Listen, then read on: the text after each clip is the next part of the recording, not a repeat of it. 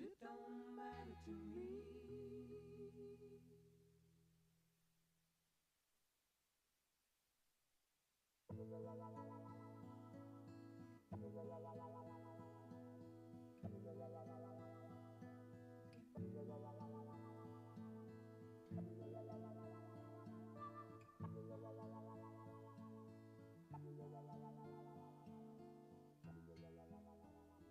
If a picture paints 1,000 words, then why can't I paint you?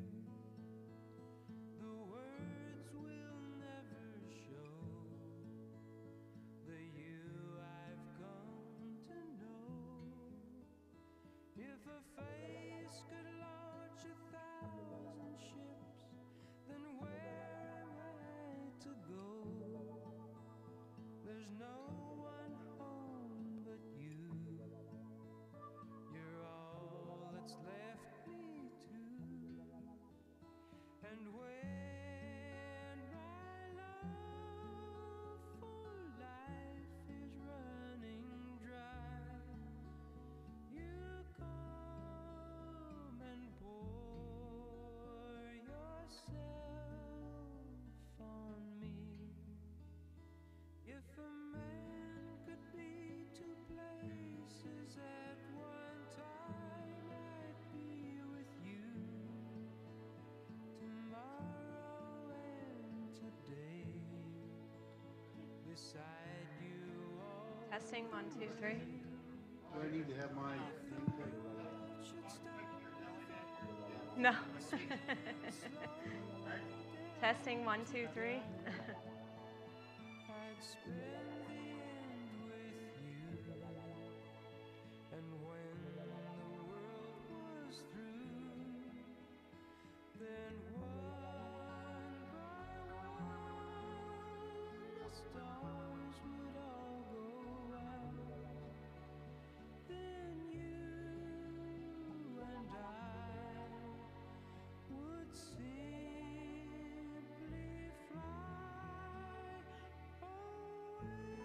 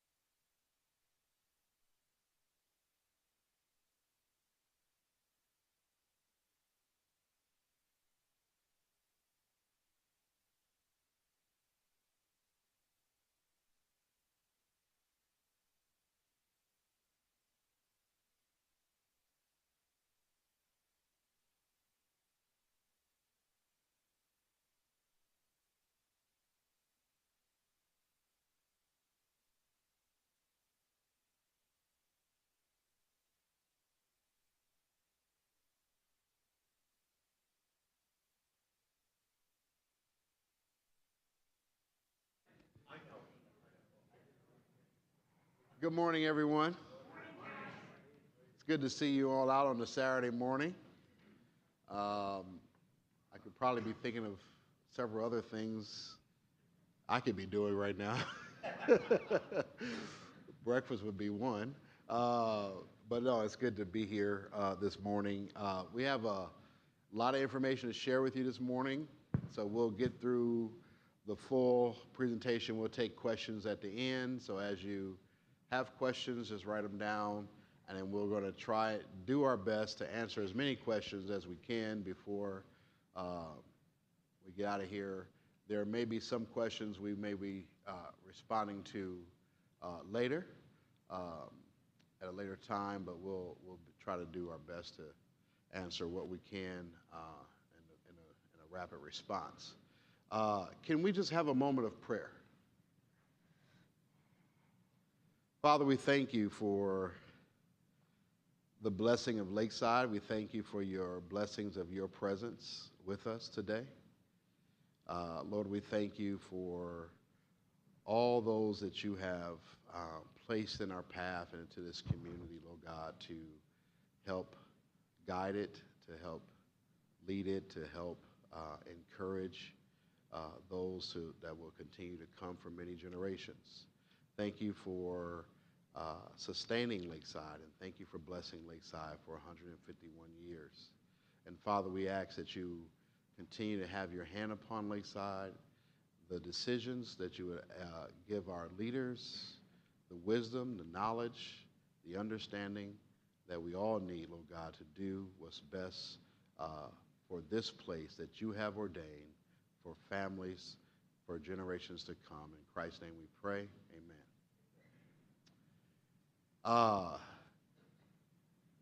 So today we'll be going through several things, and Sam is with us. But first, before we get there, I want to say thank you to David Blank for all of his assistance through this process and helping us get ready for this, as well as Gwen Nichols, our finance chair, for helping us get ready for this day and working with Sam as we put together this presentation for you all today. Also, I want to say to all the board members who are here, Foundation Board and or Association Board, if you could just stand for a moment.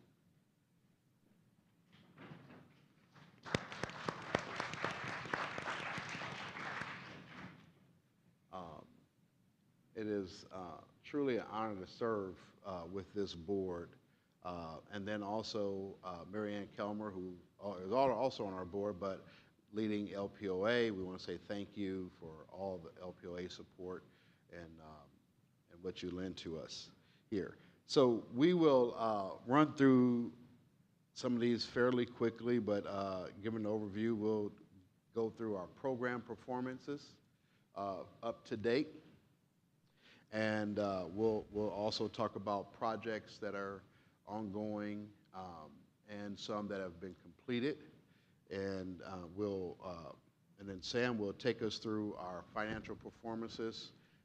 Gretchen will help us understand our giving and generosity. And then at the end, we'll take some questions after Sam's presentation and finishing up the assessment process. And we'll go through all of that today and fairly quick fashion, but yet, try to make this time together impactful. As you know, all of this is because of this mission here that we're here to serve. And it's a wonderful mission that when we get the chance to, whatever we do, whether it's our time, our talent, our treasures, whatever we lend to this mission, it's all because of families and multiple generations of families coming. And so we're grateful for all that we are able to do to aid in this mission. And thank you all for your support in that. As we go through today, you'll realize that Lakeside is doing extremely well. We're blessed to be a nonprofit that is 85% self-funded. And so, which is as a nonprofit leader, that's a dream to lead a nonprofit that is self-funding itself for the most part. And but we still count on your donations and various things that we have to move forward. But we have the strongest liquidity in years that we've had since COVID, and we're grateful for that, to be in a strong position. Also, our operation performances, budget-wise, we've been living within the budget every year. We've not had to borrow money to get through operations. And so, and all of that is due to the team, which I want to also pause right now and honor Sam, Gretchen, and all those that are on our team serving Lakeside right now and being frugal in its process. And so can we give it up for them for their hard work?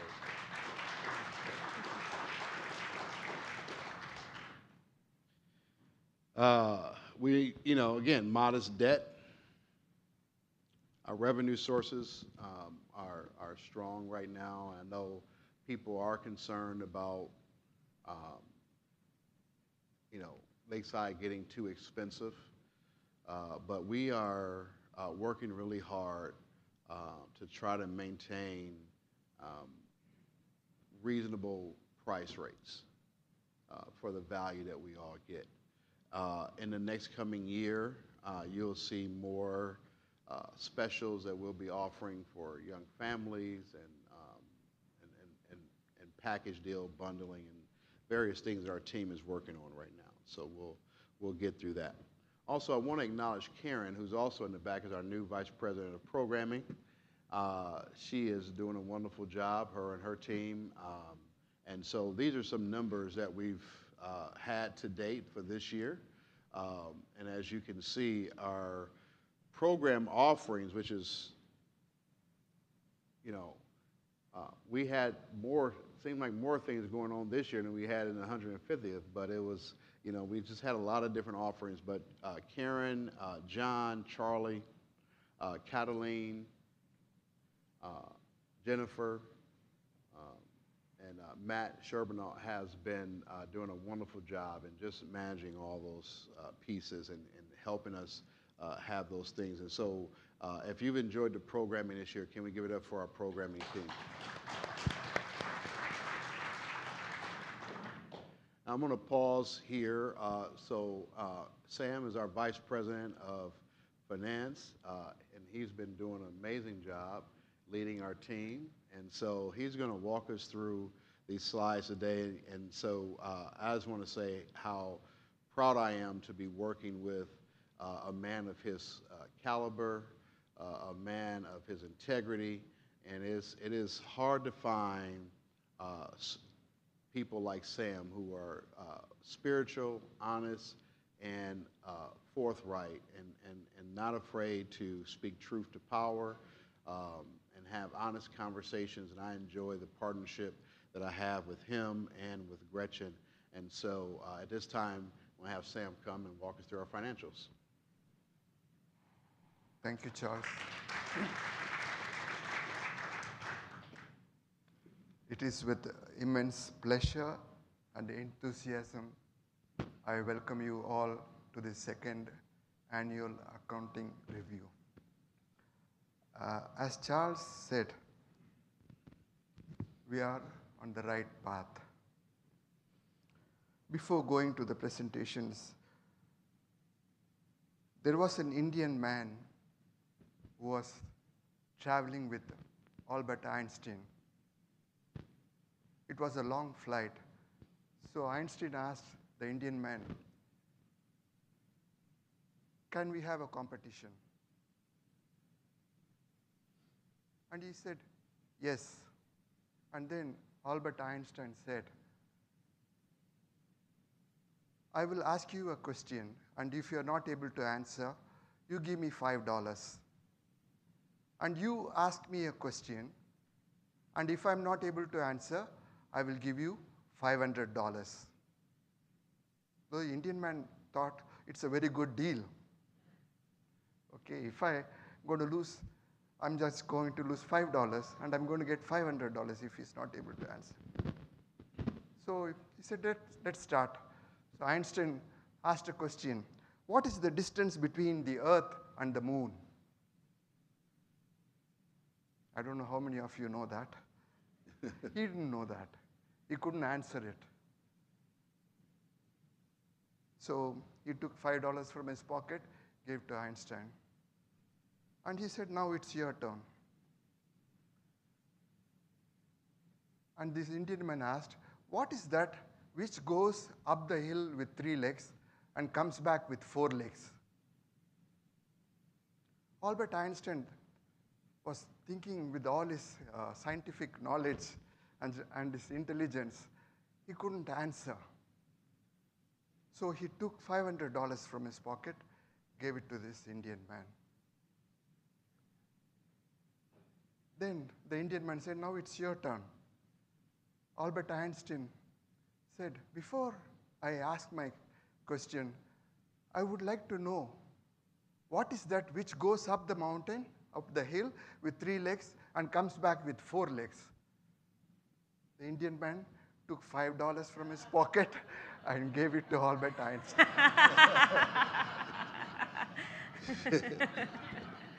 What is the moral of the story? Don't get into a Q&A game with the Indian man. And especially if you're dealing with money. Okay, let's move on. We'll start with the attendance, the people days. This is a comparison between 2023 and 2024. As of 11th of August, past weekend. In adult passes, we had about 69,000 people days last year. We are at 71,000 people days now. And 2022, it was around 60,000 people days. If you compare to 22, 23, we have grown. And especially last year was 150th year. In spite of that, there is a growth of about 2.5%. Similarly, if you see the kid passes, there is about 2.7% growth. The other passes are just like similarly like last year. This gives you the Lakeside attendance trend. The first line, the blue line, is the people days. This is the history from 2011. If you see, we were in about mid-70s in 2011. And we moved up to 80,000. And then there was a dip during the COVID. It went down to 60,000. And the recovery period was the last 3 years. We have come back to 80,000 people days last year. And this year, we are budgeting the same as last year, in spite the last year was a 150th celebration. And we are hopeful of achieving the budget of 80,000 people days. The second line, the orange line, is the season passes. There is a growth in the season passes. If you see it on the right-hand side corner, you have the season pass numbers. From 900 range, we are at 1,300 now. Last year, we sold about 1,300 season passes. This year, it was 1,296, 1,300. And we need to consider the growth in season passes also when we are talking about the people days. Before going into the next slide, I would like to explain to you how we are thinking about the people days. When there is a growth in the season passes, which means that people are coming in for more number of days. What we thought was, we took 11 weeks of the season, just like the pre-COVID period, we had 11 weeks of season. Now we have 14 weeks. And we thought 65% would be a good number, because most of the Lakesiders, they calculate before buying the passes, which is beneficial to them, the daily passes or the season passes. And we took 65% of the 11 weeks, which is around 50 days, and calculated the people days. If you do that, the top line is the total people days. The two lines, just like the previous chart, orange is the season passes, blue is the daily passes, and the top one is the total people days. We have grown from 120,000 to 160,000 people coming into Lakeside.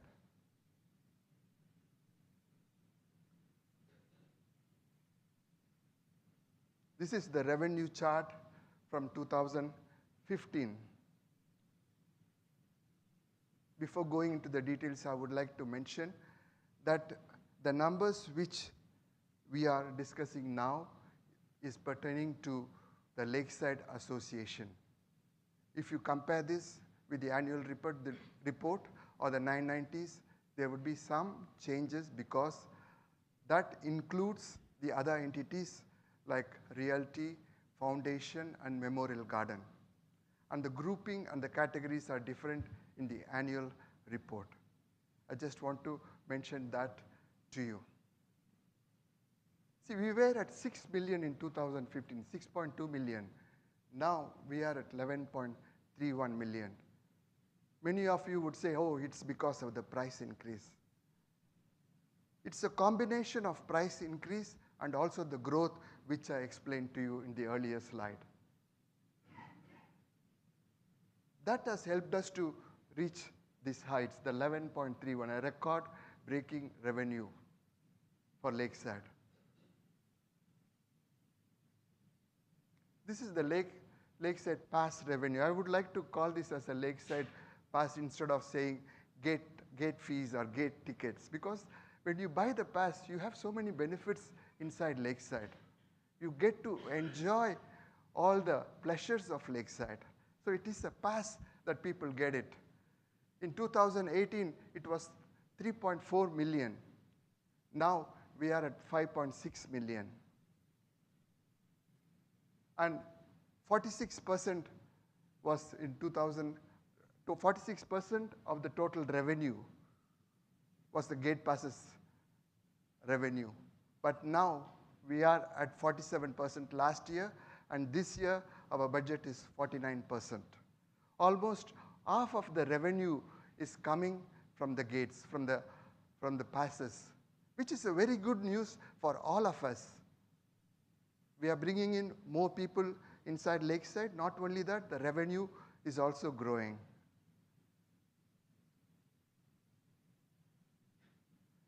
Now I call upon Gresham to do the next two slides so that I'll have a break. Thank you, Sam. Today, our endowment stands at about $10.4 million. So we've seen significant growth. And as a result of our endowment growing, our distribution and support to our operational budget has also increased.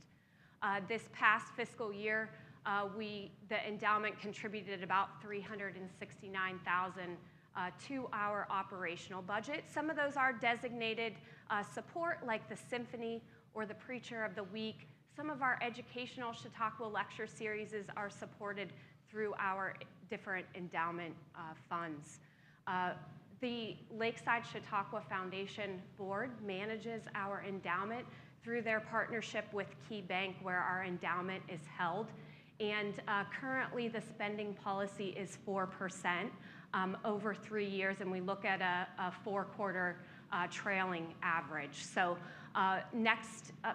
this fiscal year that we're currently in, we'll see that contribute about $386,000 towards our operational budget this year.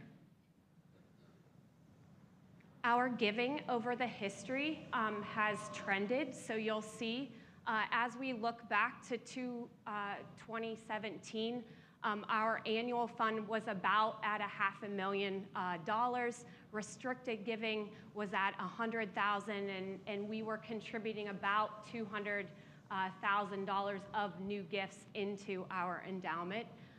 As we progress through the years, you'll see the increase, especially through the pandemic. The foundation board, in partnership with the staff, really made sure that through the pandemic, our programs were supported as our Chautauqua passes decreased. And so you'll see the increase in giving and support. I want to point out that the impact giving is a series of funds. It's just not one general fund. There is a general fund that individuals can give to that supports where Lakeside needs the greatest need, but there are also designated funds under that, so individuals in this area of giving support the Chautauqua Lecture Series, the Symphony, God Squad, all of those programs that we value across our Chautauqua experience. This past fiscal year, our goal was $850,000. We raised $855,000, and you'll see that through the years, the restricted giving did increase in 2022 to over $2 million. We did take in 2 significant gifts to support our Hoover backstage renovation, which those funds are being held in a restricted fund so that when we do eventually do that project, we will use that restricted giving towards that. And then as we closed last year, several projects stand out in the restricted giving area. Perry Park was an example of restricted giving, as well as the Orchestra Hall project. And so you'll see that last fiscal year, we ended at putting $344,000 into our endowment, and so that was a pretty high number. We had several families step forward and contribute new gifts too. Examples are group housing, religious life music endowment. We started some new Preachers of the Week endowment funds through this particular category. So as we look towards the future, we are raising the goal for the Impact Fund. This year it's $950,000, and as we look in fiscal years ahead, we're expecting to want to increase those contributions to $1 million to support our beautiful grounds, the Chautauqua program, and the gardens across there. So this is the giving over the trends, and so we thank you for your gifts. These gifts support significantly, as Charles said, helps us elevate our Chautauqua program, bring in wonderful speakers, and lots of you, no matter what size a gift is given, is helping to contribute to this effort. So I'll turn it back over to Sam so he can dive into some additional numbers. Thank you.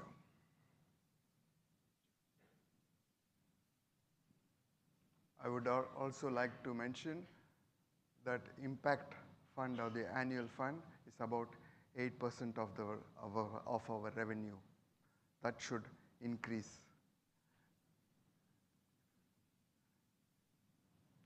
This is the cash status of Lakeside and all the affiliates together. You could see the blue line, which is the unrestricted cash.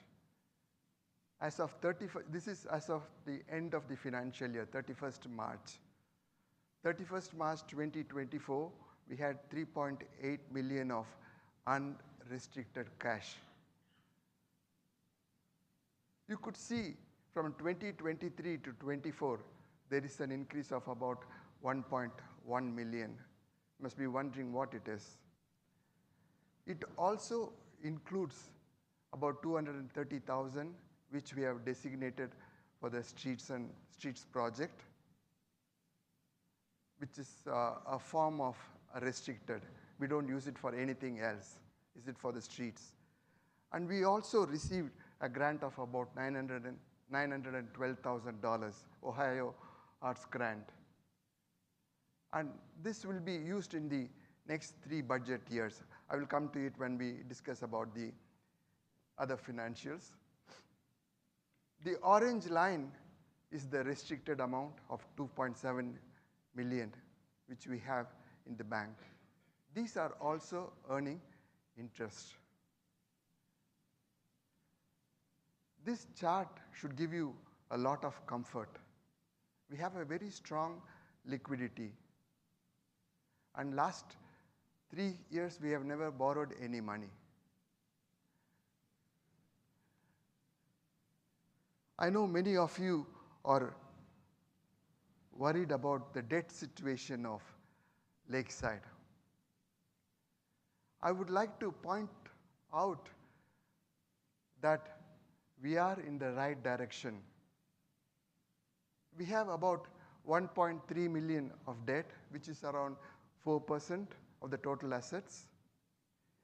The orange bars are the mortgages, the loans that we took from the bank for the various properties that we purchased. Every year, we are paying back $100,000 towards these mortgages. At the end of the year, there is a mortgage coming up for renewal around $300,000. The finance committee and the board will decide on how we are going to treat that. Either we pay it back or refinance it. The blue bar is the line of credit that we have. We have about 2.8 million line of credit. We don't use it for anything. The balance that we have there is for the pool loan that we had. And we have almost paid back all the, till 2020, you see, the balance was 984. We have almost paid back all the money, and now we had 308 during the COVID time. It was not paid for a couple of years. And then this year, we paid $100,000. Now we are at $218,000. And we are planning to liquidate this as soon as possible. Depending on our planning and cash situation, we would be clearing that. If you see the debt ratio to the assets, it started from 5%, the maximum was 9%, and now we are at 4.4% or so, which is a healthy sign for any organization. These are the projects completed. Some of them have been used from the money has been used from the operations and also the restricted funds. This is just for you to know that we are also focused on improving the facilities. There are some projects which are in progress, which will be soon completed. I don't want to read this, I don't want to insult you. You can have a look at it.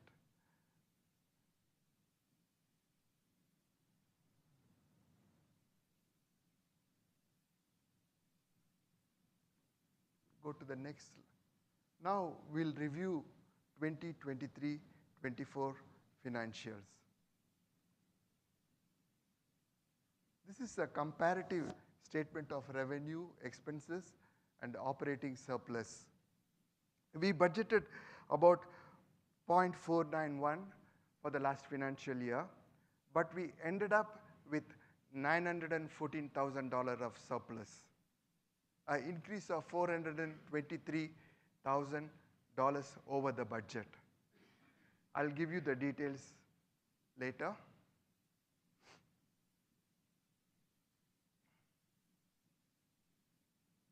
This is the details of our revenue, how we are getting this revenue, and the percentage to the total revenue. As I told you, if you could see, the passes is 47% of our revenue. We are almost reaching 50% now. The hotels is 13%. Contributions are 8%. Endowment draw is 3%, which we are focusing to increase. And I will second with Charles and say that we should contribute more to the endowment. All other revenue, we have 866,000. I know you must be wondering what it is. I just made a note of it because It has many components to it. We had preservation fee there. It was more than the budget. We budgeted 50,000. We collected almost 75,000 last financial year. It's got some lease transfer fees, which is about $120,000. We got some money. We always charge Realty and Memorial Garden for the services that Lakeside Association is rendering to them. So we got about $140,000 from them. And then we had a sundry income of about $150,000 from all these special events that are happening here. And interest is $200,000. We budgeted about $60,000. But we got $200,000 because of the high rate of interest. What we did, we transferred, moved all our money into a money market account. And we retained only what is necessary for our operations. With that, we were able to increase our interest.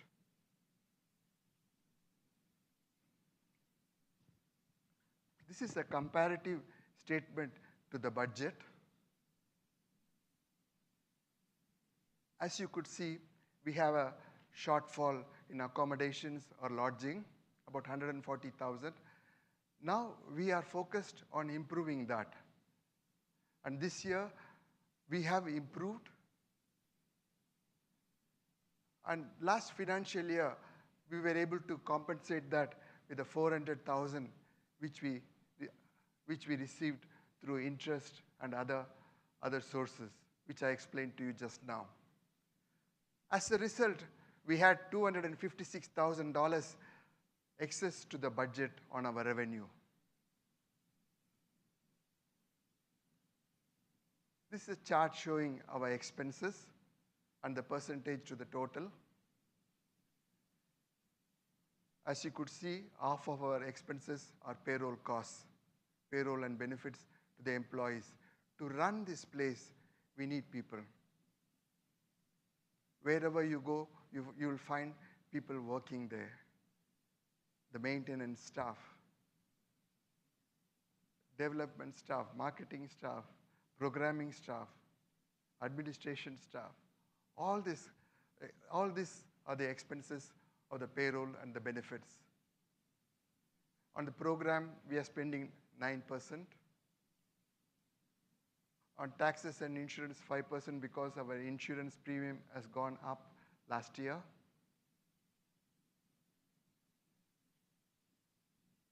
And if you have any questions on this, we can answer later. This is the comparative statement to the budget.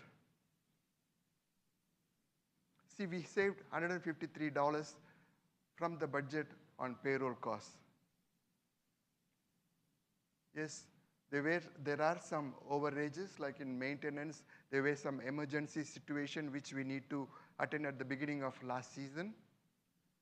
We had some additional expenses, like suddenly the elevator will not work, air conditioner will not work. We need to attend to those kind of emergencies immediately, even if it's not in the budget. The food cost is not the food that we all eat. It's the total events that is happening in Lakeside. There are so many special events, internal events, meetings. All those costs come into the food costs, but the revenue comes as a extra charge events. We also get revenue. We charge for all the events. So the revenue portion is also there.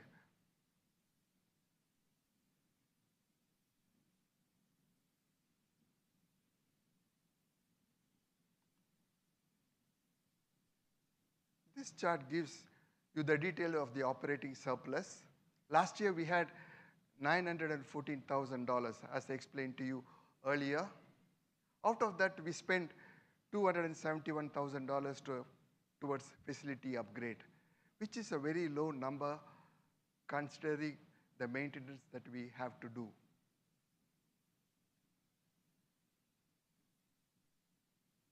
And we paid $98,000 to clear our mortgages. And we are moving 511,000 from the operating surplus or the general assessment towards street project. I will explain to you when we do the assessment review. The last column is the budget for the current financial year. We hope to have 667,000 of surplus. Out of that, we'll be spending 335,000 towards facility upgrade. The Ohio grant reimbursement, we'll be using about $250,000 this year. And it will be spread over next 3 years.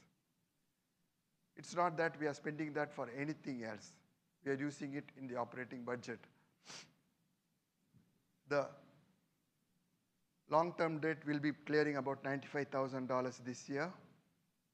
And we'll be moving $475,000 to street project. We expect to move $475,000 during this financial year, for this financial year.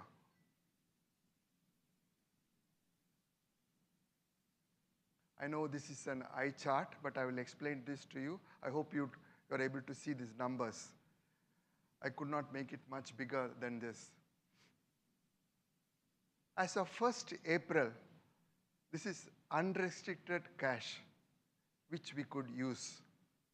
We cannot use the restricted cash because that is intended for specific purposes. We had 3.1 million. We'll be getting $667,000 from the operating budget. We are charging special assessment for streets now, 0.149%. That will give us $532,000 per year. This shoreline receipt is $192,000, which we had already spent from the operating. That will be reimbursed to us. That money would be coming in. We have already almost received most of it. Out of this, we'll be spending $335,000 towards facility upgrade. 1.5 million this year will be moved to streets project. We are contributing 1.5 million. On the last box, the column, you'll have the details. And I'll explain that to you when we do the assessment review. And we are repaying the mortgages, as I told you. And we paid $100,000 to clear the pool loan in April, this April. With this, at the end of this financial year, 31st March 2025, we'll have 2.4 million as unrestricted cash with us.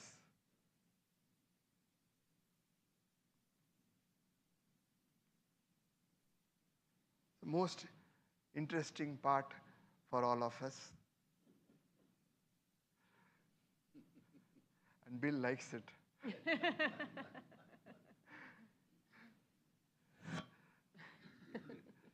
Okay, I'm just repeating this for the new homeowners and those who are coming here for the first time.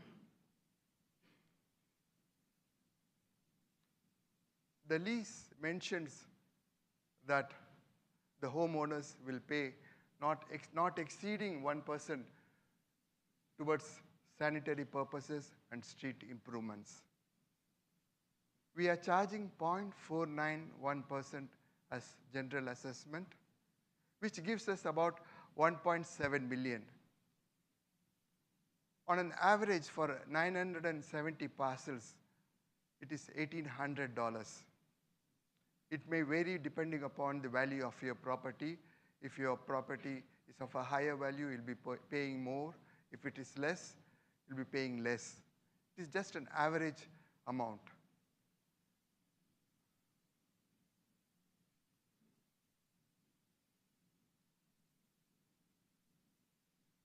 Last October in 2023, we started charging 0.149 towards street project, which gives us around $532,000. If you calculate the average, that would be around $500 per parcel. Totally, each homeowner is paying around $2,300 on an average towards assessment per year.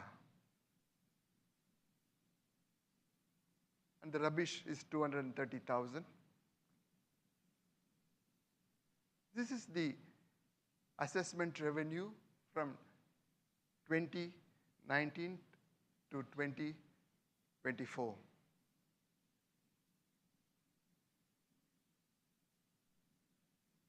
In 23-24, you would see that $265,000, that's for the special assessment, which is for half year because we started from October. This year, it will be 530,000.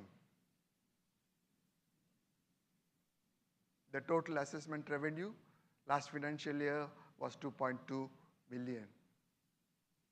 And the assessment percentage was 0.308 in 2019, and now we are at 0.491.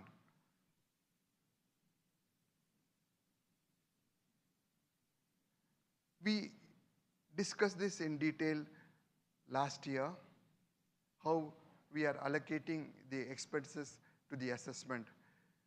This is through an allocation process which was derived few years ago. And last year, we did a complete review of the allocation process.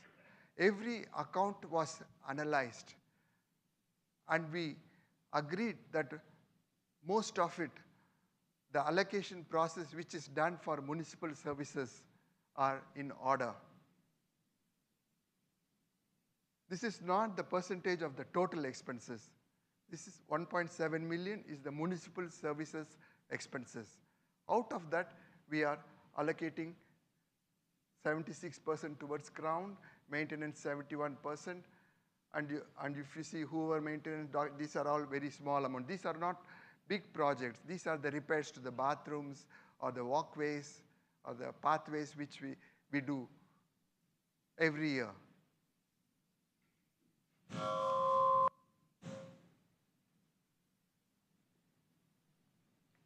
This chart gives you the expenses that are charged to the assessment. The top portion is the municipal service expenses and the percentages.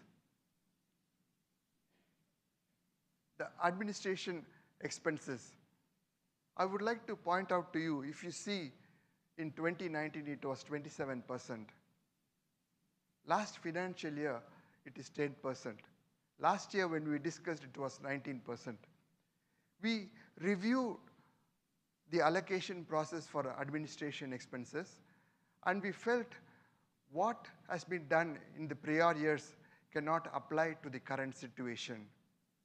And there were different percentages used for specific accounting codes, which we have changed.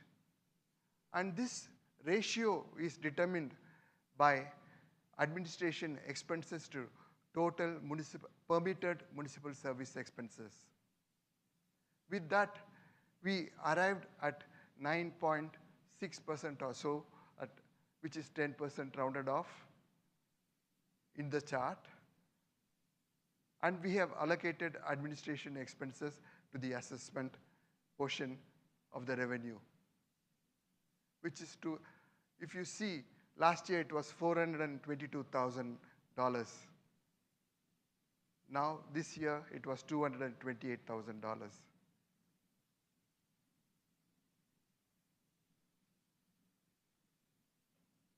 This is an historical summary of the revenue and expenses.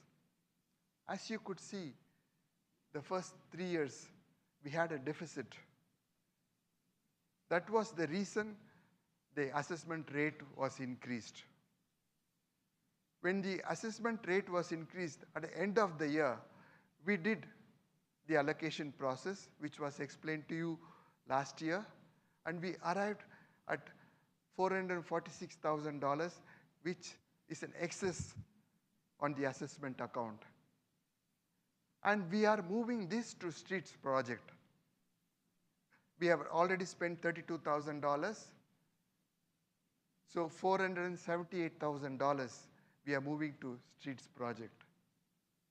Last financial year, we spent about $106,000 on engineering costs for streets project, and the same allocation process we used, but the administration cost was different.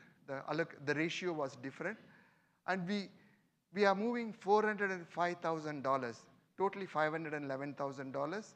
Since we have already spent $106,000, the balance $405,000 will be moved to the streets project. This chart gives you what we budgeted and what happened actually on assessments and expenses. You see, we saved about $44,000 on the costs. This administration allocation changes brought $337,000.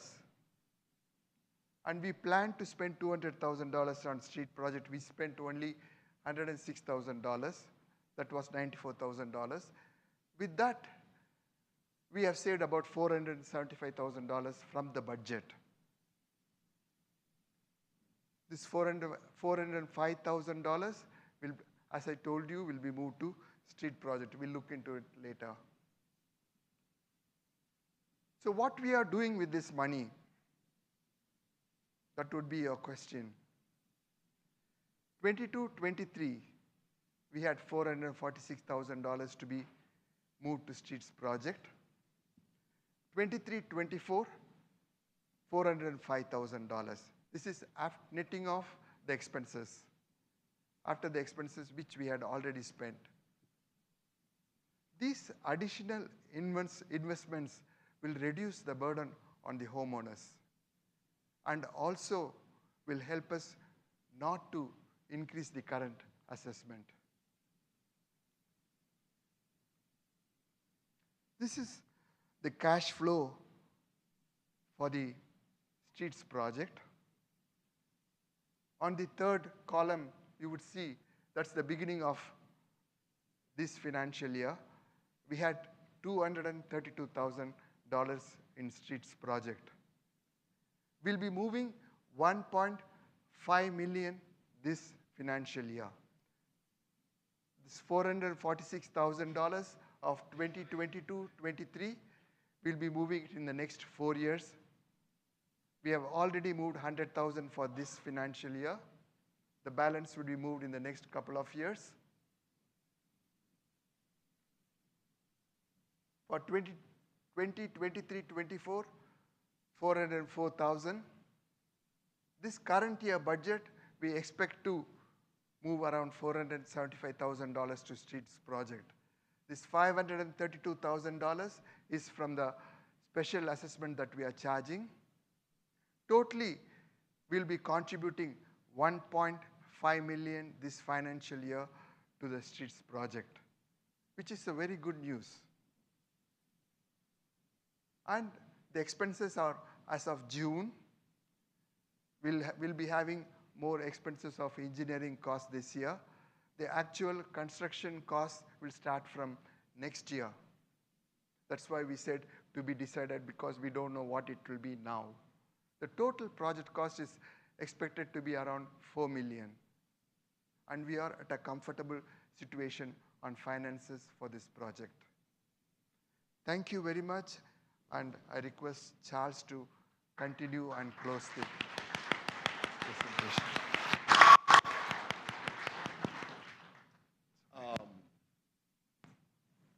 You can see. Before we take questions,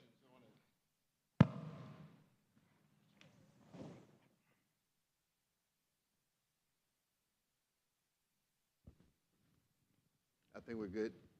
Can you guys hear me? All right, awesome. Before we take questions, as our audited financials, they always give us benchmarks so we can see how we're measuring up across the board in organizations our size. We wanted to share some of these with you as well. As it relates to our program expense ratio, as you can see how we're benchmarked against from previous years, but also against the average as it relates to program expense ratios. Also our program expense to operation revenue as well.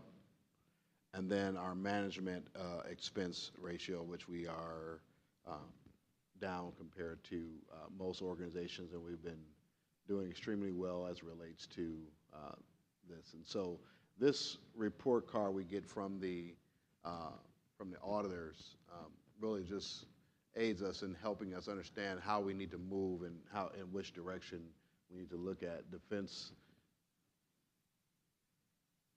I didn't do it. I promise you I didn't do it.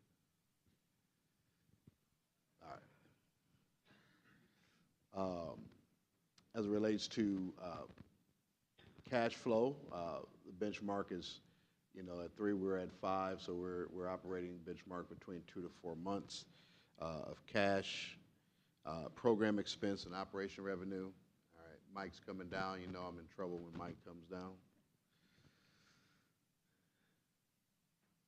But also, as it relates to our fundraising, see, I didn't do that either.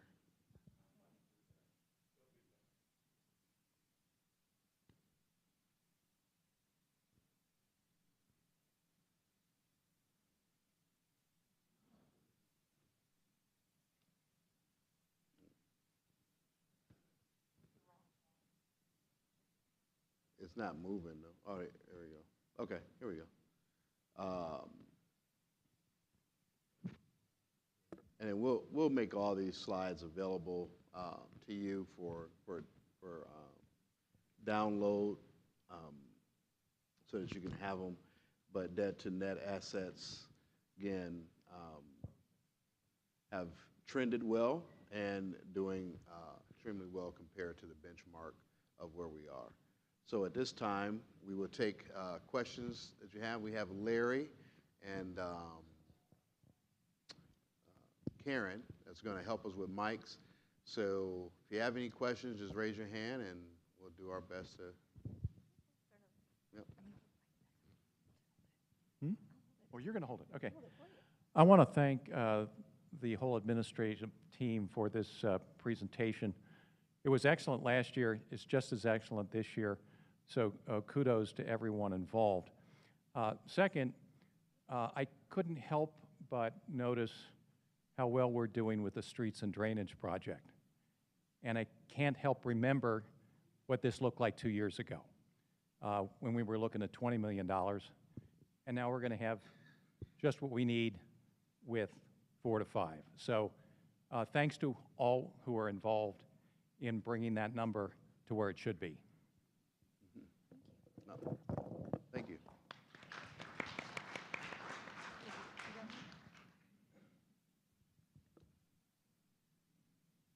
I know our fiscal year doesn't really match our fundraising year very well. How much money do we need at the end of the fiscal year to get us through the next 3 months before we have much revenue, so we don't have to borrow? Was it a half $500,000 or? You're talking about How much cash should we have at the end of the fiscal year? At the end of the fiscal year. So we don't have to borrow in the first quarter of the next year. Yeah. And the last several years, we have not needed to borrow. But I'm just wondering how much money we need to end a fiscal year with. it should be around 1 million. Okay. We have one down front here too. This question goes back to Gretchen's presentation. You indicated there were restricted funds available for the renovation in Hoover Auditorium. And I'm curious if what the plans are, not necessarily the plans themselves, but the time frame. Since the funds seem to be available, when would that renovation start? That's a great question. We have a task force that's been put together for capital improvements that will also be working with the Hoover task force. Our goal is it would be a wonderful goal to have that 100% completed, the full auditorium and backstage, by the time we get to the 100th birthday of the Hoover Auditorium, which is 2029, which is our goal. We are looking at We have SHPO and National Park Services that will be visiting us in September. They will determine whether or not this project will be a good historic tax credit project, which will also help us understand how much we need to raise, where our capital campaign will need to be for that project. This is for Sam. Sam, we got all this money to the side for the streets. Are you able to invest that in a 5% CD so we get 5% more money with the money we have saved up for the streets? We have a money market account with Huntington and Key Bank, and we do get interest, but it's not 5%, around 4.5% interest we get. Thank you. One of the things this is very interesting, one of the things you didn't really include was this capital improvements that we heard a lot about earlier in the season. Mm-hmm. Where is this in your budget planning for these many buildings that need upgrades? Yes. Where we are now is looking at areas that we can make significant cuts to move over that into more capital improvement projects to add. Our goal is to get back to an average of $500,000 a year in capital improvements. We are also doing a campaign right now, which is a fundraising campaign of every porch, every Lakesider, so that we can begin to raise, if every Lakeside home would give an average of $150 a month, in addition to what they already give, and then plus those that are not giving, that would allow us to give about another $1 million a year into capital improvements, which is our hope and plan.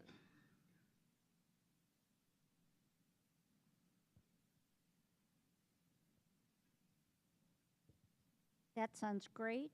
My question, though, is there a capital project plan? So you would be giving that money, $150 per household is a lot of money per month. Is there a designated plan yet so we would know which capital projects that money would be going toward? What's the priority? Yes. So the new task force is prioritizing those projects based off of various criteria. Lynn Fornash, who is on that task force, as well as Doug Adams. And so we have a grid that we already have various projects in now. Those will then be graded based off of a criteria that's been put together as it relates to significant updates that are needed, and then whether it's renovations that are needed as well. And so, and that's based off of the business case that the task force is putting together. And so we're taking the original building audit that was done and upgrading that and improving that so that we'll know what are our new benchmarks as it relates to life expectancy of a roof, elevators, et cetera, and then those projects are there. And so right now we have a grid list of those projects, but this task force is putting together a more extensive plan overall, and that plan will be completed by April.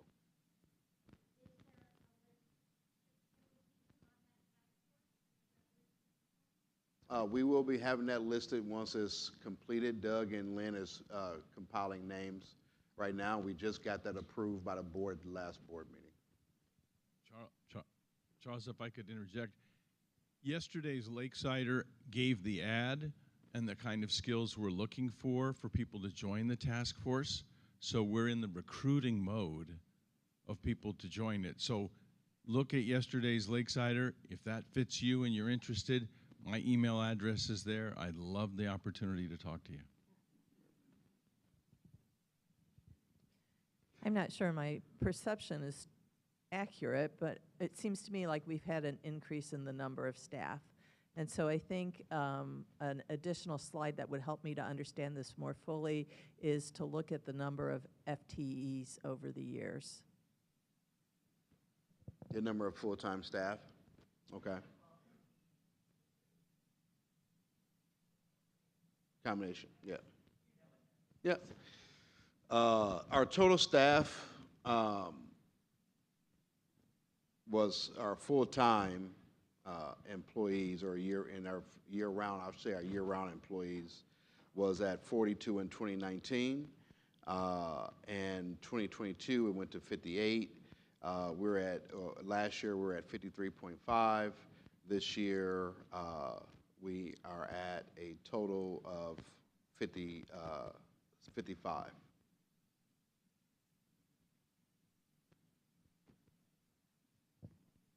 Yeah, I'm curious about one of the early slides that had the number of people having day passes or season passes. It's and it's very good to see the financial side, but when I look out on the streets, as this person who's been here all summer for 40 years, there are a lot of cottages throughout the whole summer that are just dark, closed. And I'm wondering if the estimate about the season pass holders is and turning it into number of days is anywhere near accurate. I guess I have an intuitive feeling that people that are very well off just buy a season pass and drop in for a weekend or a day or two or not at all. And like these cottages then are unoccupied for even in the high season. And I'm wondering if there's any thought about getting a better picture of the season pass people in terms of their attendance, not just during the summer. We're talking about 14 weeks. I'll answer. Season passes, what we have done is an assumption. We don't know how each one of you are using the season passes, how many days you are spending here. It's very difficult to calculate that. That's why we've been very conservative in calculating that. We have taken 11 weeks, and out of that we took 65% and calculated. Not only that, every weekend we are having a good growth, especially the programs we have like Wooden Boat Show, and then the new Corvette Show, the classic car shows. All this bring in people here. And we calculate the people days during the weekends and also the money that we get. Every Monday, we report it to Charles and we discuss on that on a day-to-day basis. Many people have come to us and said that we don't find people here. Is there a revenue decrease? But we don't find that. People are coming and we are having their revenue better than last year. So what we have done, fairly is a good projection of how many people days we are there. That's my thinking. Dave. Thank you for the presentation. Even I could understand the charts, and I've never been good at math. My question is on the parcels, 970 parcels. Is that include both houses and empty? We know there's empty lots. So can you explain what the parcels mean, 970? 970 parcels that are paying the assessment charges. It will not be the empty parcel. No. Yes, then it's included, yeah. We have Mary Ann down here too.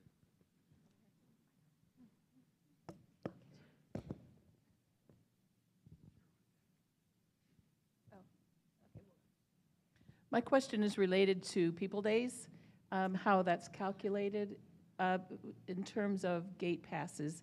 Is a gate pass one People Day or is it two? I'll explain to you.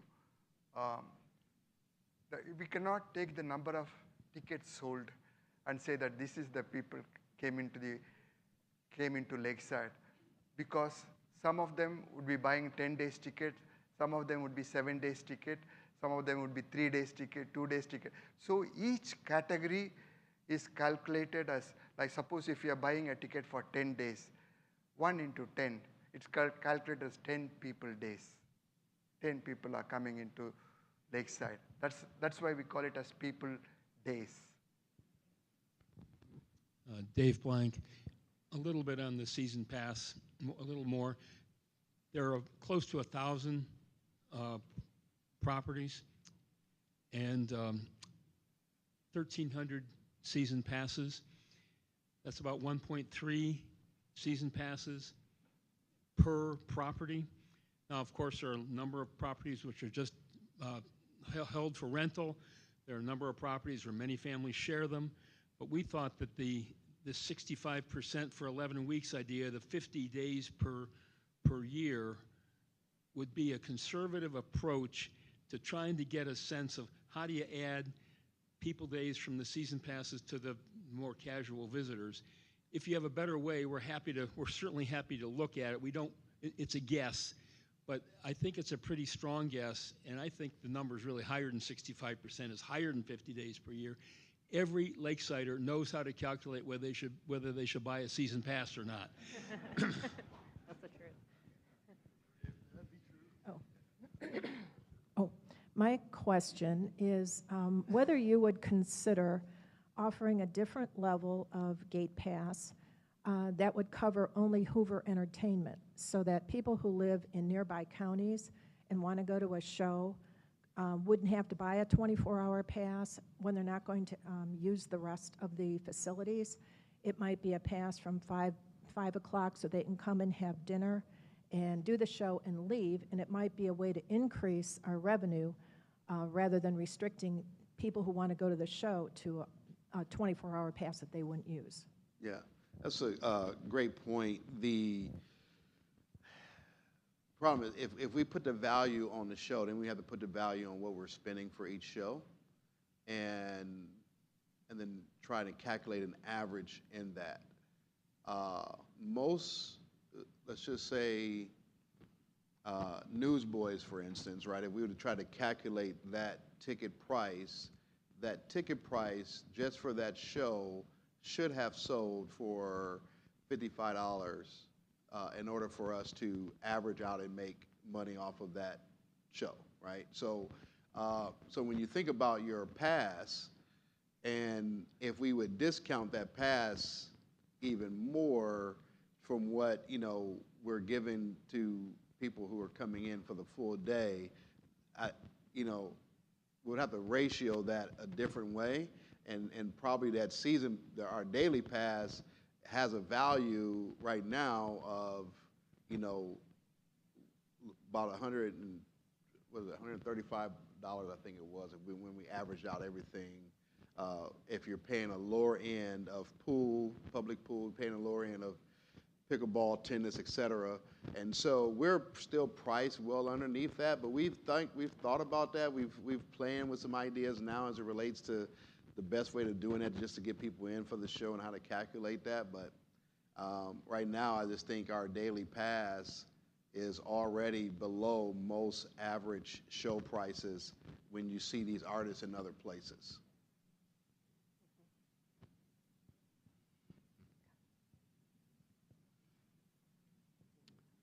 I'd like, Jim Haskins, 541 Peach. I'd like to better understand the recent mailing that all homeowners received regarding a rebate against the season passes. No, it was for any additional purchases you may make between now and the end of the season. Basically, I mean, it was more so an update to homeowners. And we're looking to update our database for homeowners, which we desperately need to make sure we have accurate email, phone numbers, and addresses for each one of our homeowners. But also, we just put in there that if you're going to purchase and invite your friends and family up for the remaining weeks, you would get a discount by going to the gate with that letter saying, hey, I want to buy additional passes. That's for the additional passes. So it is not any indication of lowering the homeowner's season pass rate versus next year? No, no, no. And I've been going back and forth. And I'm trying to figure out a way to present this, and my team will tell you, I'm always looking at how I can have a more discounted rate for homeowners, and that's really a thing for me, because you all do carry a huge investment here, and as a leader, I want to make sure that we're honoring that investment that you all are making in your homes, in your assessments, your season passes, and so we're looking at ways of doing that. But then when I come up with ideas, to figure those things out, I'm still working, and I'm going to work until we figure it out. It may not be this season, but we're going to get there. We're going to get there. Can I add to it? Yes. Yesterday we were discussing about this, and Charles wanted to help the homeowners, and I said, who's going to pay the revenue now? There's going to be a shortfall of 200, 300,000. Show me a way that we could get that money. So we are working on it. We are keenly, Charles is keenly interested in that. Yes. It's fresh on my mind.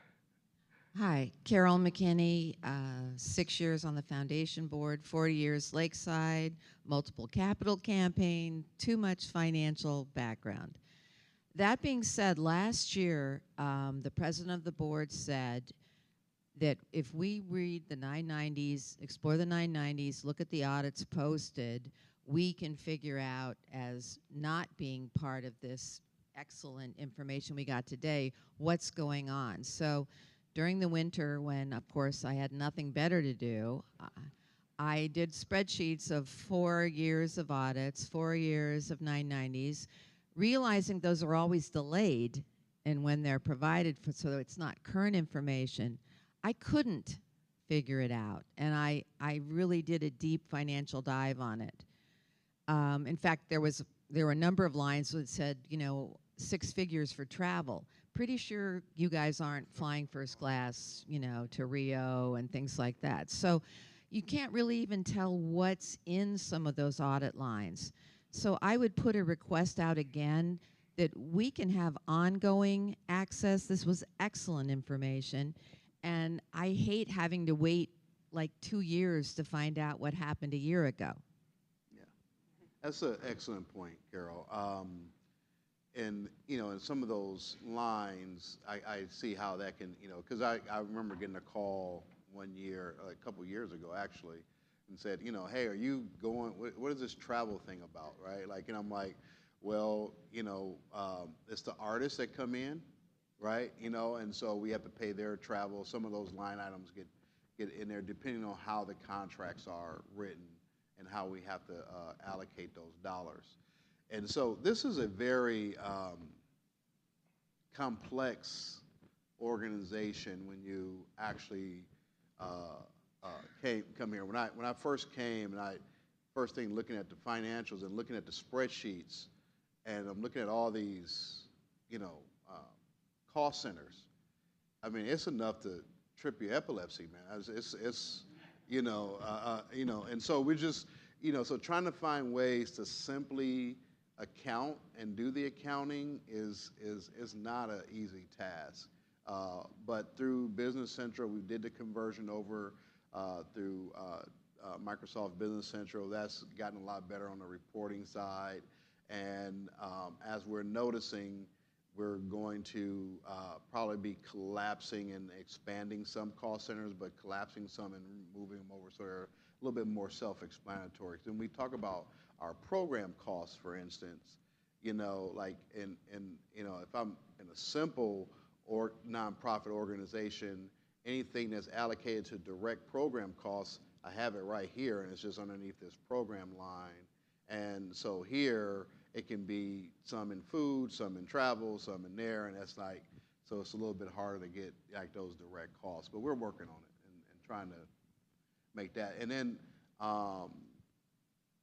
one of the things that we can do, I mean, we do this once a year, but we can also add short overviews in some of the off-season, or I should say the quiet season, virtual town halls as well, so that people can see, like, as we end a fiscal year and as we get ready to go into the next fiscal year, we can maybe do another forum virtually so you can see how we ended up, performance on the budget, and then what are we looking at for, projections moving forward. And if that would help people, we're happy to look at seeing how we can add those.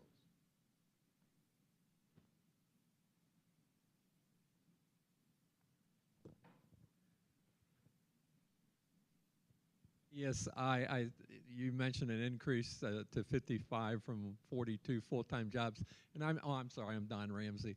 But Yes, sir. I was just wondering, of the 55 full-time jobs, is that because you can't find qualified people at 3 or 4 months of the season, or are they, do the records show they're all necessary for full-time jobs? I know we don't know each other very well, but if you get to know me a little bit, you know I don't like people standing around. And so work is work. I want to make sure everybody's working and fulfilling their obligations. It is a little challenging when we think about seasonal, the bulk of our time span being seasonal, but there is a lot of support work and behind-the-scenes work that is related to that. And that's not all year-round full-time, it's year-round staff. And so some of those are part-time, some of those are extended seasonal employees as it relates to leaf pickup, snow removals, et cetera. We don't have nearly enough maintenance and facility individuals to even get through all of our facilities during the off-season, so shifting some of those things over. And so what we're doing now is shifting the weight. So I don't, I love the term ballast, you just kind of shift the weight in order to match the wave patterns of which we're dealing with. And right now, we need more attention into our facilities, so we're shifting some of those resources to our facilities so we can make sure those are there. But I would assure you that we don't have a lot of waste. I don't like waste, so we don't have a lot of employees just sitting around during the winter time. And then some of that was too, we did a push when we got here as far as relation to customer service, increasing that, and then increasing cleanliness and maintenance. So when we look at Fountain Inn, we realize that we're going to have to keep somebody for continuity and training so that we can keep that open. Now what we did was we made the switch to have year-round staff in the Fountain Inn, but then we put a plan together to ensure that we're getting people staying in the Fountain Inn year-round. So like this year, we've moved to a system where we can do third-party booking, so that hotel is constantly up in the off-season for people to come in. And we saw an increase there. So and answer your question, yes, all are necessary. We're trimming the fat even more every year, but most of the time we're shifting. We're not eliminating people, we're just shifting attention over to other critical areas. Yeah, hi, Len Fornash. 2 comments. Number 1, I'm intrigued by this converting season passes to gate days, people days. Of course, we have the technology, but nobody wants to be scanned in every time they come and go. But I do believe if we scan the season passes, you could calculate that. Yes. And so that made me think, first year we were scanned in and out. That database still existed, maybe it could be calculated. That's a good point. Second comment, always looking out for the homeowner as well, Charles. And season pass is the same for a homeowner as it is for somebody outside the gate and sometimes people are selling their houses to move outside the gate. Not my idea, but it was brought up to me that season pass for a non-homeowner in Lakeside should be more than a Lakeside homeowner. Yeah. Can you say it again a little bit louder for the people that I have to convince on this? No, Yeah, you're right, and that's some of the things that we've been discussing as we plan in our budget thing there, and so. But yeah, thank you, Lynn, for that. A question on what you called full-time employees. Mm-hmm.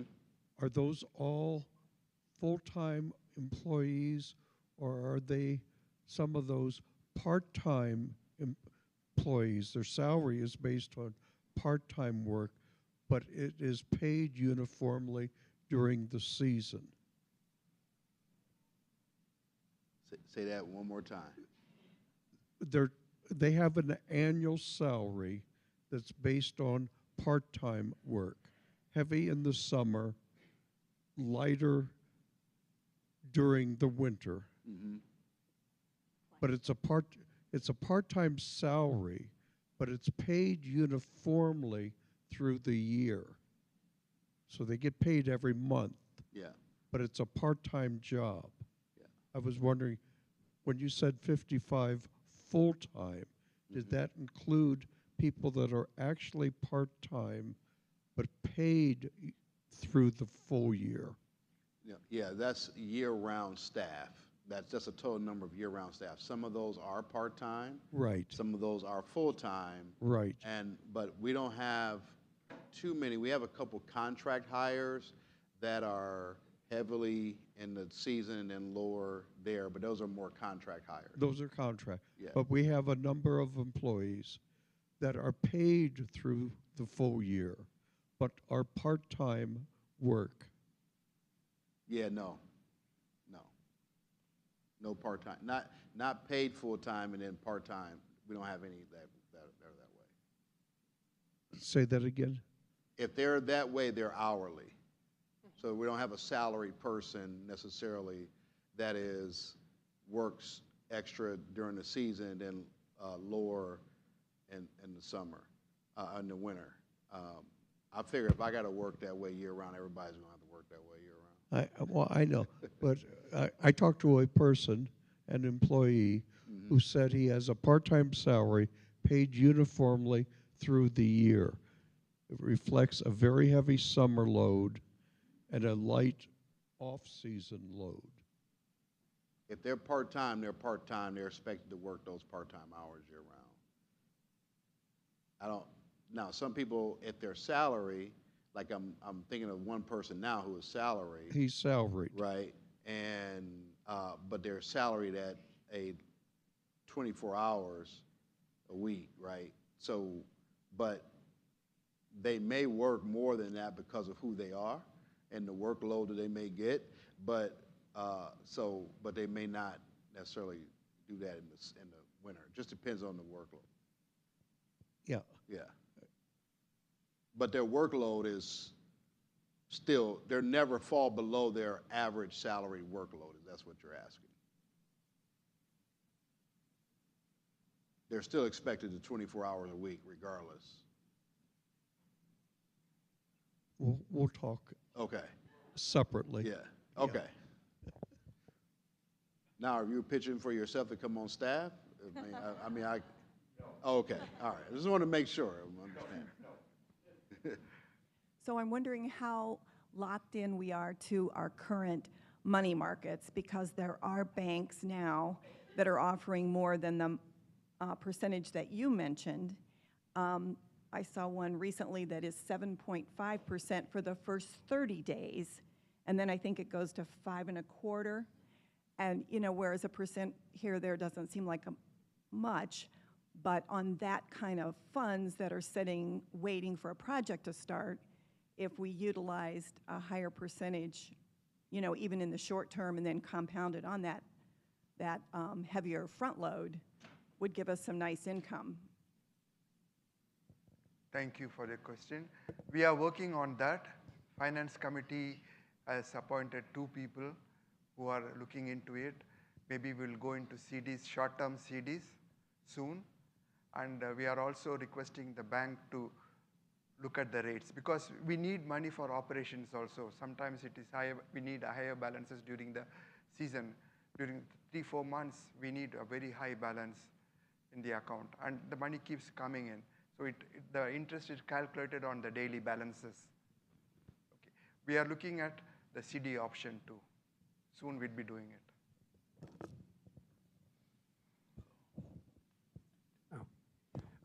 Richard Hahn, 401 Maple. I'm having trouble getting a fix on the balance in the streets and drainage fund. The audited financials for the preceding fiscal year ending March 2023 shows 0, and yet we ended that fiscal year, that's preceding, we ended that year with an accumulated special assessment, increased assessment, and your financial, Sam, also showed 0 for the fiscal year ended 2023, and something like 400,000 for the 2024 March 31st fiscal year. There should be, in my view, an accumulated balance in that account, and I wondered why you zeroed out the fiscal year ended March 31st, 2023. We had an excess balance over expenses. We had a surplus of about 226,000 revenue versus expenses for assessments for the fiscal year ending 2023. Now that seems to have disappeared, and you're only carrying, you're showing 446 currently available in the reserve for streets and drainage, correct? We are moving that 446,000 of 22-23 in installments of four years during the life of the project. Every year, $100,000 will be moved to streets and drainage project. At the beginning of this financial year, we had $232,000 in streets and drainage. 23, we never had anything, the balance. We said that we will move from this year onwards. It's true. We have a separate account for streets and drainage, bank account, and we are moving the money every quarter. If that's what... I don't understand. We increased the assessment from 0.49 to... From October 2023. Correct. Yeah. Correct. All of that cash should be accumulated in a reserve. Yeah, end of the subsequent quarter, we transfer the money. So at end of March, we have the quarters up to December, October, November, December. 1 quarter of the special assessment. The next quarter would be transferred the next year because the money is getting in only the next subsequent quarter. I can explain to you. I can answer your question after the session. I will show it to you. Any other questions? Awesome. Can we give it up for Sam and Gretchen? Good job. Thank you all for spending your Saturday morning with us. Have a great day. Thank you.